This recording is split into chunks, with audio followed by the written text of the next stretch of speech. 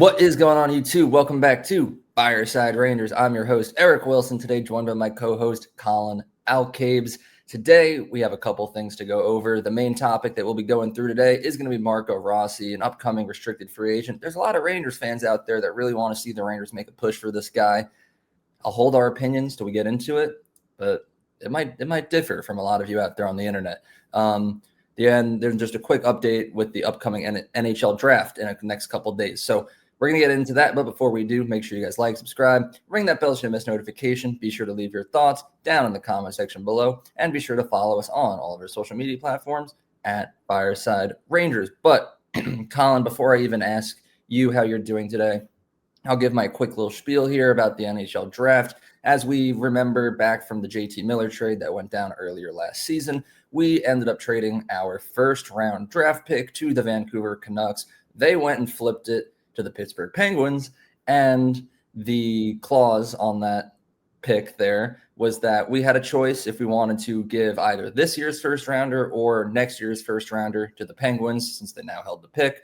And as of yesterday morning, because I'm going to upload this tomorrow, Chris Drury did decide that the current 12th overall pick that the Rangers had for this year's draft is heading over to Pittsburgh. So we're going to give them our first-round pick. We will not hold a first-round pick in this year's draft, but we will have one next year. I've heard a lot of people just immediately go out and say, oh, that just means that the Rangers are expecting to have a worse, or I guess a better pick next year, higher than the 12th. We're going full tank mode. I don't see it that way at all for two reasons. One, next year's draft class, much, much better than this one. Even if the Rangers finish in the same spot and get the 12th overall pick again, they'd probably end up getting a much better player than they would this year.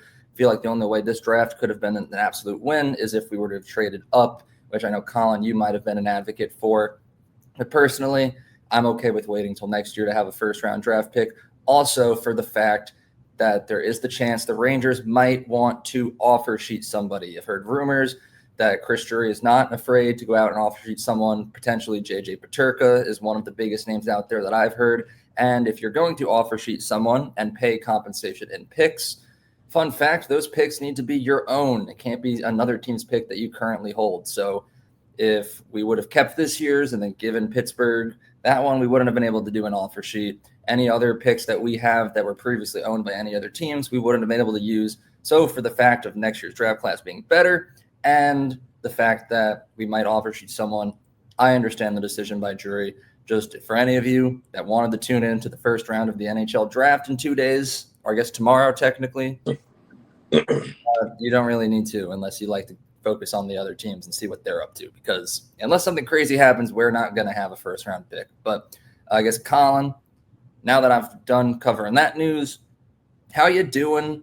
You can touch upon the whole draft thing if you want, or if you want to get us right into the Marco Rossi discussion, feel free. I'll let you take the steering wheel here.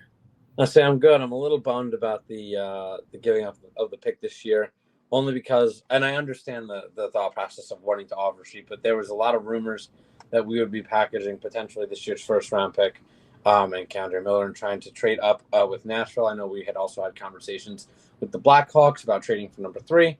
I don't know what a package would have looked like, but I'm assuming obviously it would have had to have involved this year's pick and a couple other roster players or prospects. And I know a couple teams have come knocking about K'Andre Miller. So, to ship him off and move up in the draft sounds like a win-win to me.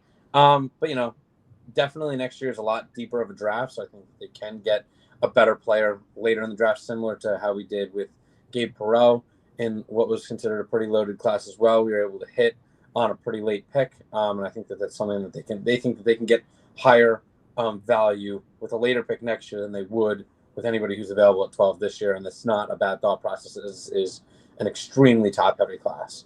Yeah, I don't disagree with you at all either, even though our opinions on it slightly differ. I understand the sentiment that where you're coming from, because if we could have moved up into the 5 or even the 3, also get rid of Miller, that I still would have seen that as an absolute win.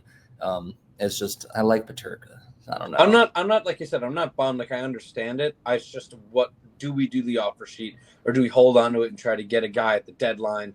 Because at that point, I think I would. If we're going to use it for trade bait at the deadline, I'd rather just have picked or have tried to move up, or gotten Paterka. If we don't do the offer sheet, then I'm going to be a little bummed.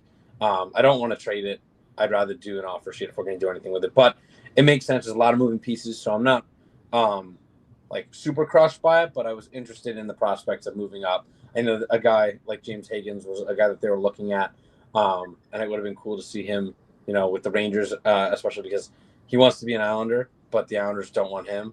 So it would have been kind of intriguing to see what he would have done with the Rangers. Not to mention he just looked like a stud for a while.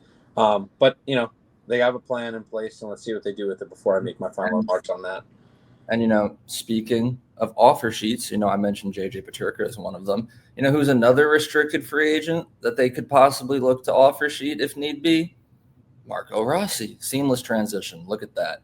Now, Colin, we talked a little bit about it. I think we're both on the mindset here that we don't think it should happen. We don't think it will happen, but we need to appease the minds of the fans. So talk to me about it.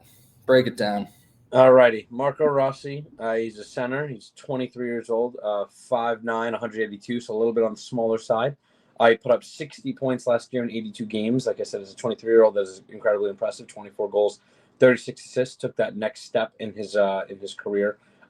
Previously putting up 40 in the year prior on his first full season in the league. I think that he's a very promising player.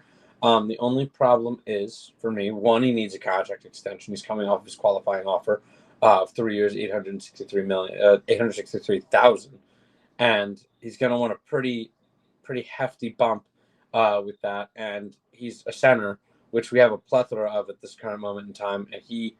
And the reason he wants out is because he was not really happy with his usage and how he was utilized in Minnesota. For any of those who watched the playoffs, you could tell he really wasn't used. He got bumped down the lineup very quickly. He wasn't really built for the physical style of the playoffs. Albeit I think it was his first time in the playoffs, but that's neither here nor there. He needs to be able to step up. Yeah, it was his first time in the playoffs. 3 points in 6 games, it's good, but from a guy you're expecting to be a cornerstone of your franchise, if you're the Minnesota Wild, you need him to be a little bit better, and not being so bad that he gets pushed down the lineup. So, seeing as the Rangers would not be able to give him a top 6 role, because we either have you could do Mailer and Trocheck. You could do Zibanejad again if that's the route you wanted to go. I know a lot of Rangers fans probably wouldn't want that, but that is an option that you also have. That there's a lot. You have 3 centers playing in the top 6, so he wouldn't be able to crack that. He would not get a top 6 center role, and that's exclusively what he's played up to this point. And like I said, he's a little bit on the smaller side, 5'9". We kind of want to get a little bit bigger, a little bit stronger as a team, and I don't think that he would kind of fit that mold. For me. So for me, obviously, I think it's going to be a no. Obviously, a very intriguing player. Wherever he goes, he probably will be solid. I just don't think that it's a good fit with us. I'm gonna have to agree with you there. I mean, the only way that it would make sense is if the Rangers are currently planning on moving on from one of the centers they currently have in their lineup. JT Miller is not going anywhere. Vincent Trocheck's not going anywhere. It seemed like Mika Zibanejad might, but then all of a sudden the tides turned, and now Mika Zibanejad is all but likely going to remain a New York Ranger for the next couple of years at least. It would be nice. I don't know much about Rossi. I haven't watched a lot of Minnesota Wild games. Maybe he can pull some sort of move if he were to switch to the wing wherever he goes. I don't know if he's capable of doing that, but that's that the Rangers could potentially look into if they wanted to pursue him. But at the same time, I think just realistically, it doesn't make sense. If we are going to go out and make a big move, offer sheet someone, trade for someone's right, sign a big free agent, whatever it may be, sure, go ahead and do that. But I think the real spending and the real big blockbuster trades that we're going to need to look for this summer still remain on the defense. I don't want to waste too much cap space on just a bunch of forwards who aren't going to make a true impact and help us win a cup. The real problem on this team is the defense.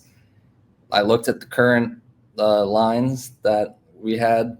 They're scary. Ain't great. A lot of time left. Obviously, a couple holes we have to fill. I know we've talked about Gavrikov and other players like that. I was actually talking about it today with one of my friends and kind of building the lines as I expect them to be. And our forward core is really not that bad. Our forward group is not awful. Obviously, a down year for a lot of them. I think defense is definitely what needs to be addressed. But don't count us out for JJ Peterka. I know we talked about him prior. This episode, we mentioned him a little bit earlier. He's a guy who brings that size and that strength at a younger age. He plays the wing. He's pretty much exactly what the Rangers are looking for being honest. But we do have a plethora of young players coming up, so it's a matter of whether you trust the guys that you have or whether you want to go out and get that proven commodity and what it would take to get him and things like that. But like I said, the reason I'm out on Rossi is he's a little smaller. Peterka's a little bigger, so that would be where I would be leaning.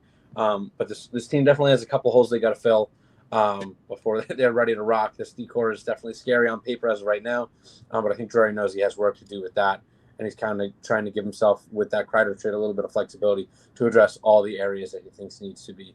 But I do like that he is totally shaking up this decor for the first time in what seems like forever.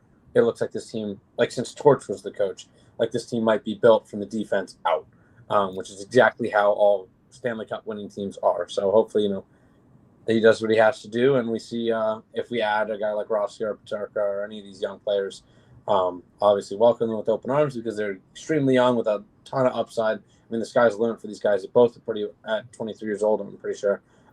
Scoring at almost a point per game pace is impressive as hell. So I'm not going to be too mad about adding anybody, but we'll see where they go with this. I guess we'll see where they go. And, to wrap up this video, whatever path they go, I guess we're in agreement. Probably better options than Marco Rossi. So if you're one of the fans watching that we're advocating for the Rangers to make a move, maybe we changed your mind, maybe we just angered you. Either way, let us know down in the comment section below. But if you guys did enjoy, please be sure to like, subscribe, ring that bell so you don't miss notification, and be sure to follow us on all of our social media platforms at Fireside Rangers. But most importantly, have a good one, and let's go Rangers. Rangers.